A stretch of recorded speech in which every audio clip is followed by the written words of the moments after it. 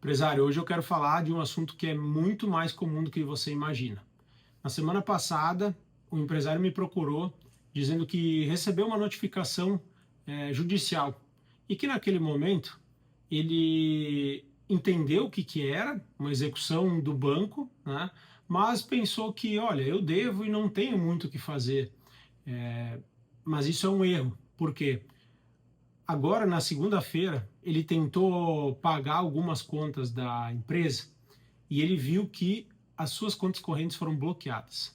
E por que que eu falo isso? Porque é fundamental nesse momento que você haja com estratégia e não apenas aguarde o processo andar, porque ele é muito mais rápido do que um processo comum.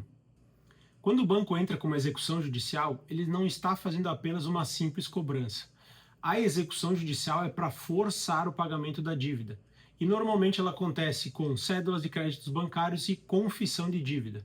Um dos primeiros movimentos que acontece é o pedido de penhora de bloqueio em contas bancárias, que é feito através do Sisbajude. O juiz simplesmente pode despachar, após o pedido, né, do credor, para que as contas da empresa sejam bloqueadas. E muitas vezes o empresário nem toma conhecimento. Ele vai descobrir que isso está acontecendo no momento de fazer algum pagamento.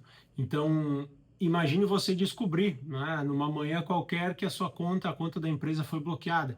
Isso gera um transtorno muito grande para a operação e é o tipo de coisa que acontece com uma execução bancária.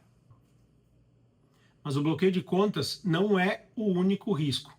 Dependendo da situação, o juiz pode determinar o bloqueio de parte do faturamento da sua empresa. Ou seja, todo mês, uma fatia, um percentual, vai ser direcionado automaticamente ao Poder Judiciário dentro da execução que o banco está movendo contra a sua empresa. E isso pode comprometer seriamente o fluxo de caixa. Outro ponto que muitos empresários subestimam é a penhora de bens.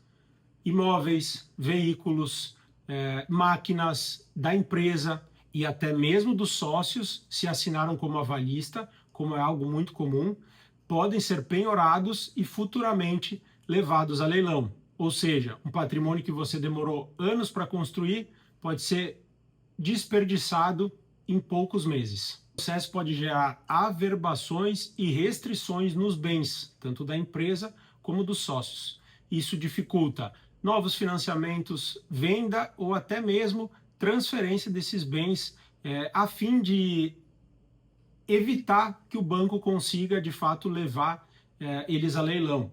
Então, essas averbações dificultam e muito a empresa a fazer a reestruturação da dívida, a reorganização financeira, porque o seu patrimônio fica praticamente travado.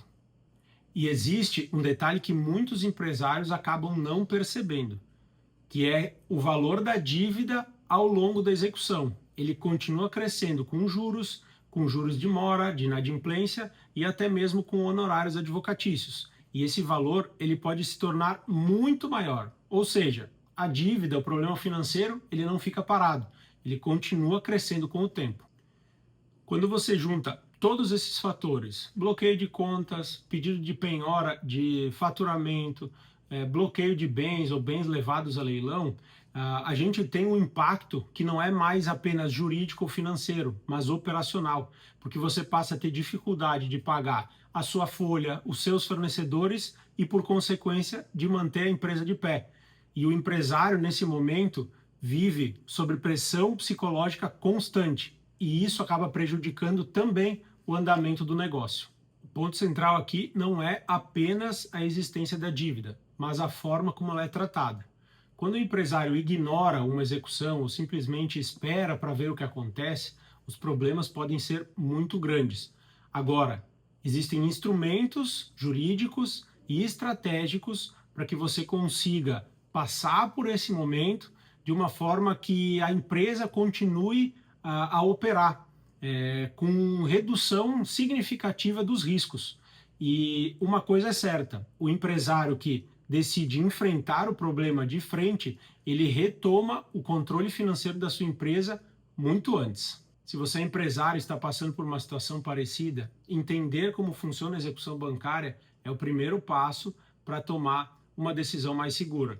Porque no mundo empresarial, o problema não é enfrentar o endividamento, e sim enfrentar o endividamento sem uma estratégia adequada.